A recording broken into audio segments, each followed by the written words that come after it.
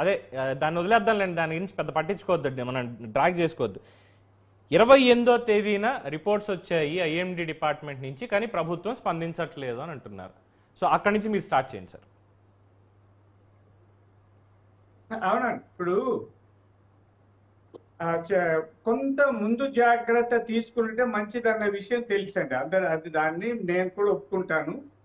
అయితే ఆ ముందు జాగ్రత్త తీసుకోకపోవడంలో కొంత అధికారుల వైఫల్యం ఉంది. ఆ తర్వాత ఇంతకు ముందు ఉన్న ప్రభుత్వం కనీసం వాటిని రిపేర్లు కూడా చేయలేదు, తూములు చేయలేదు, గేట్లు అవి రిపేర్లు ఏమి చేయలేదు, అవి తీయడం కూడా కష్టమైంది, అది వేరు. కాబట్టి దీని వెనక గత ప్రభుత్వ వైఫల్యం ఉంది. తాజాగా అధికారులు కూడా కొద్ది అజాగ్రత్తగా పనిచేశారనడంలో సందేహం లేదు. అయితే కేవలం అక్కడేదో గేట్లు ఎత్తారు, ఆ చెరువు వల్ల ఇలా అనేది కాదండి. మనకి 3 రోజుల పాటు కురిసే వర్షం ఒకే రోజులో కురిసిందండి.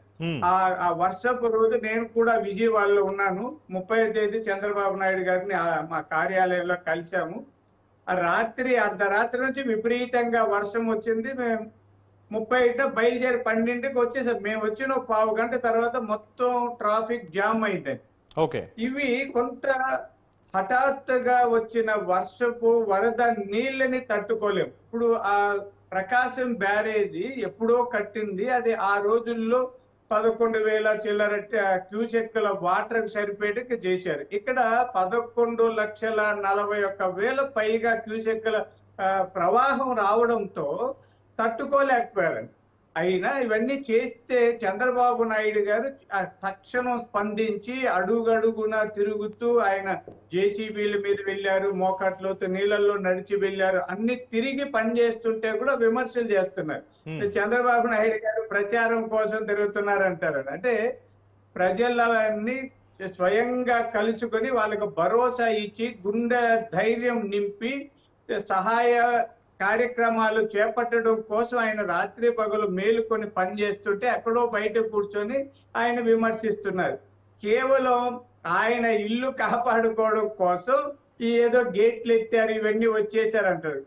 ఆయన ఇంటికి ఈ బుడమేరు చెరువుకి పెద్ద సంబంధమే లేదండి. ఆయన ఒక ఇంటి కోసం ఇదేదో వదిలేశారు. ఇవన్నీ అభూత కల్పనలు.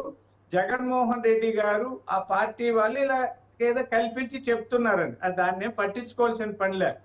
ఈ రోజు చంద్రబాబు గారు తీసుకున్న ఒక నిర్ణయం ప్రశంసించాలండి. నిర్లక్ష్యం వహిస్తున్న అధికారులకి ఆయన హెచ్చరిక చేశారు. ఒకరో ఇద్దరు సస్పెండ్ చేసినట్టు కూడా ఉంది. అలాగే మంత్రులు ఎమ్మెల్యేలు కూడా హెచ్చరించారండి. మీరు నిర్లక్ష్యంగా ఇదేమి అధికారము లేదా పదవులంటే అనుభవించడానికి కాదు, బాధ్యతాయుతంగా పనిచేయాలి. ప్రజలు ఇంత విపత్తు లో ఉన్నప్పుడు, విపత్కర పరిస్థితుల్ని ఎదుర్కొంటున్నప్పుడు నిర్లక్ష్యంగా ఎవరున్నా సహించేది లేదని ఆయన హెచ్చరిక చేశారు.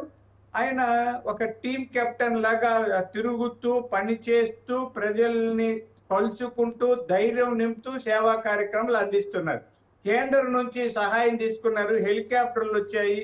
ఆ హెలికాప్టర్ నుంచి భోజనం, ఆహార పదార్థాలు అన్ని చాలా స్పష్టంగా చెప్పారండి చంద్రబాబు నాయుడు గారు. బ్రేక్ఫాస్ట్ ఉండాలి, మధ్యాహ్నం భోజనం ఉండాలి, రాత్రి ఉండాలి, పిల్లలకు పాలు అన్ని చూడాలి, పాలు పళ్ళు, అవసరమైతే వైద్య సౌకర్యాలు చేయాలని. ఎక్కడన్నా 1-2 చోట్ల కొద్ది ఇబ్బందిగా ఉంటే, రాకపోకలు లేని చోట కొంత ఇబ్బంది పడి ఉండొచ్చు, మిగతంతా కూడా అద్భుతంగా పనిచేస్తున్నారు. ఒకసారి మనం అన్ని వీడియోలు లేదా అన్ని ఛానల్స్ లో వచ్చే వార్తలు లేదా అక్కడ విజయవాడలో ఉన్న ప్రజల్ని అడిగితే చెప్తారు.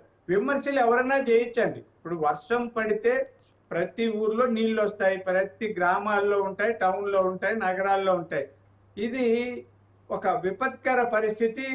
మనకి చూడండి, ఇలాంటి వర్షాలు నవంబర్లో, ఇప్పుడు అక్టోబర్ నవంబర్లో వచ్చేటివి జూలై నుంచే వర్షాలు ప్రారంభమయ్యాయి. నాకు కూడా తెలిసిన 68 ఏళ్ల వయసు, చిన్నప్పుడు ఒక 10 ఏళ్ళు తీసేస్తే మిగతా దాదాపు ఒక 50-55 ఏళ్ల నుంచి నాకు ఈ వర్షాలను చూస్తూనే ఉన్నాం. ఇలాంటి వర్షాలు ఎప్పుడు లేదంటే ముందుగానే అన్ని నిండడం. ఇప్పుడు నాగార్జున సాగర్ ప్రాజెక్టు కానీ, ఆ పైన ఉన్న శ్రీశైలం కానీ, ఆ పైన మహారాష్ట్ర నుంచి అడవుల్లో నుంచి అక్కడ కొండల్లో నుంచి వచ్చే వర్షం ఉధృతంగా ప్రవహిస్తూ ప్రతి డ్యాము నిండిందండి. ఎప్పుడు ఇలా జరగలేదు. మీకు ఈరోజు సెప్టెంబర్ 3 అండి. ఆగస్టు నెలాఖరికి అన్ని డ్యాములు నిండిన సందర్భం నాకు తెలిసి లేదని, ఇంకెవరికైనా తెలిసో తెలియదు.